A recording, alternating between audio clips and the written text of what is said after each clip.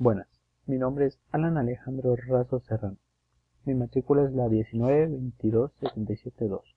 Soy de la carrera IEA. Pertenezco a la brigada 603 del Laboratorio de Electrónica y Digital 1. Día sábado, hora M5 a M6. Esta es la práctica 6 y por ende es la última y el último video que se hará en este laboratorio.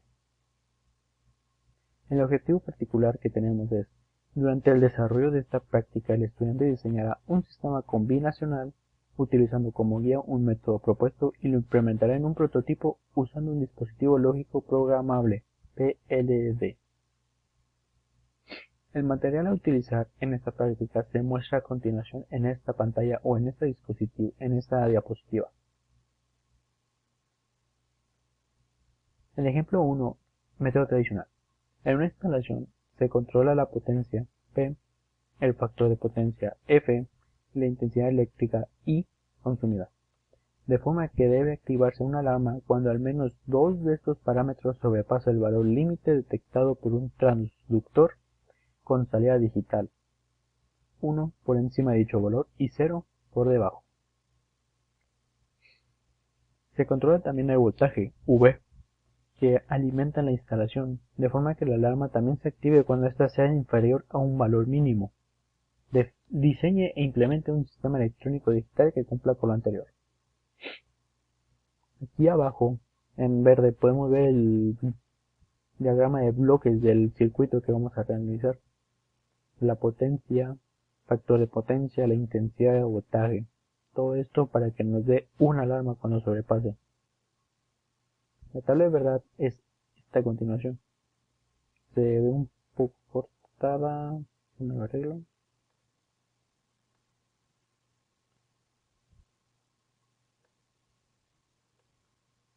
Listo, arreglado. En base a esta tabla vamos a construir nuestra ecuación mínima en el mapa de Carnot. Igual, al poner los unos en las coordenadas dependiendo de la VP o FI. Después, por el método de sumas, nos dará el resultado obtenido, o sea, la ecuación mínima para realizar. Esta tabla de verdad se construyó a partir de este circuito, donde el voltaje 0, todo 0, 0, 0 nos da 1, que es una alarma. La alarma es encendida. Ahora, por ejemplo, en 1 de voltaje, 1 de potencia, 1, 1,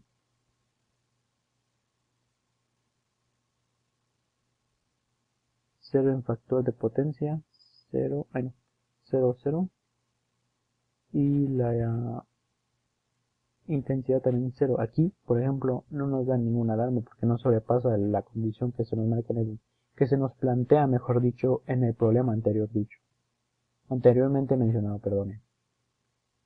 Entonces, a ver, en base a este circuito fue como se llenó esta tabla de verdad. Y esta tabla de verdad nos sirvió para hacer el mapa de Carnot, para a su vez hacer la ecuación mínima. Aquí, por ejemplo, podemos ver la comprobación, una imagen de la comprobación de cómo se realizó. Se usaron compuertas NOT y AND, también en gorro. Ahora, el ejemplo 2.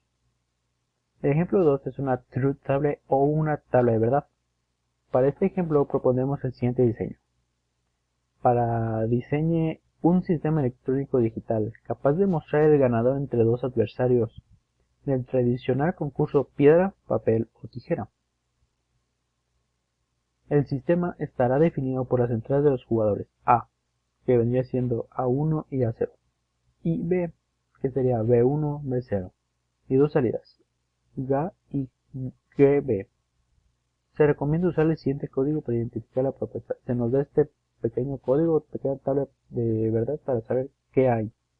Por ejemplo, 00 es que no hay respuesta, 01 es piedras, 10 es papel y 11 es para tijera. Se requiere de un botón llamado J, juego, de modo que solo al oprimirlo muestre por medio de dos salidas SA y SB ni qué jugador ganó. En el caso de que uno de los dos concursantes no tenga propuesta, el resultado será nulo indicando la salida 00. En caso de empate, deberá demostrarse por medio de un 1-1 en la salida. En el caso de que no se oprima J, o sea J0, las salidas SA y SB serán igual a 0. Aquí a la derecha podemos observar el diagrama de bloques en base a estas especificaciones, donde la J es el juego A1 y A0, B1, B0, y esto para que no haya salida de SA o SB. Para el jugador A sería el de arriba, para el jugador B sería el de abajo. Esta es la tabla de verdad. Se ponen aquí X porque al momento de hacer la tabla de verdad se llegó a la conclusión de que del 0 al 15 se podía simplificar ya que eran puros ceros en la J. Y como volvemos a las especificaciones de que si es J0, las salidas de SA y CB serán igual a 0.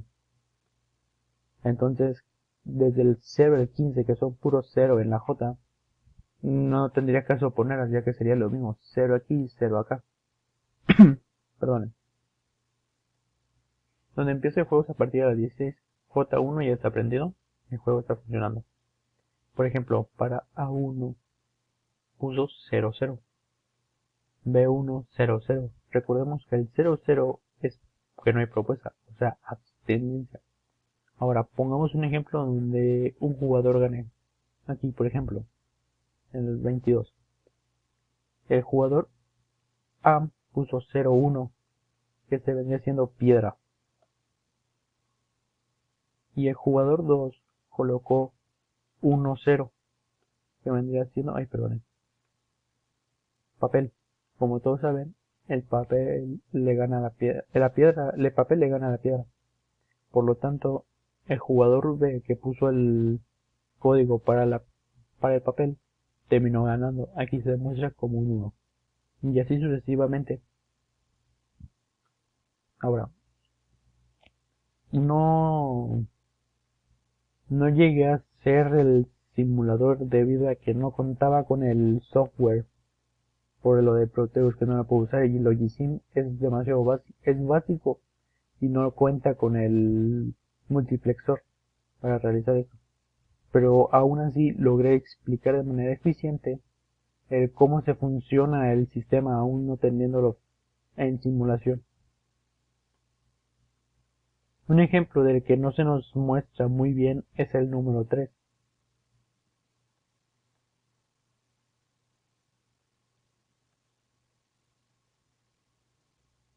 Que es el de when y then.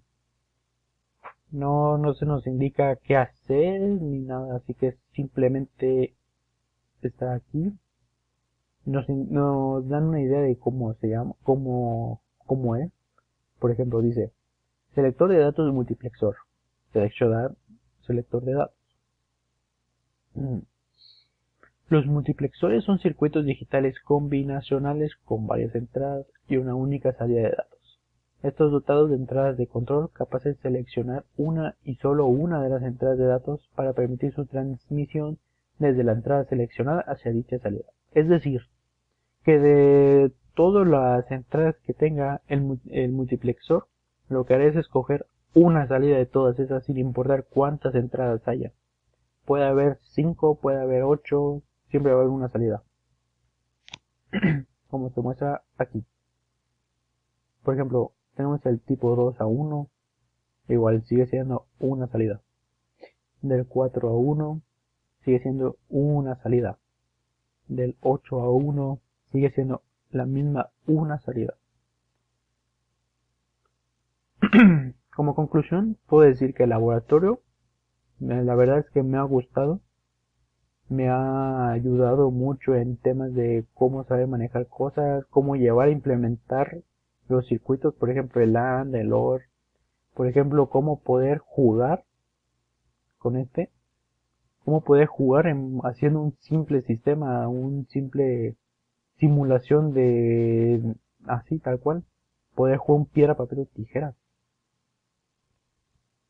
Entonces, en conclusión, este laboratorio me ha servido mucho tanto para crecer en mis conocimientos como para saber en qué aplicar cada una de las cosas que nos enseñan.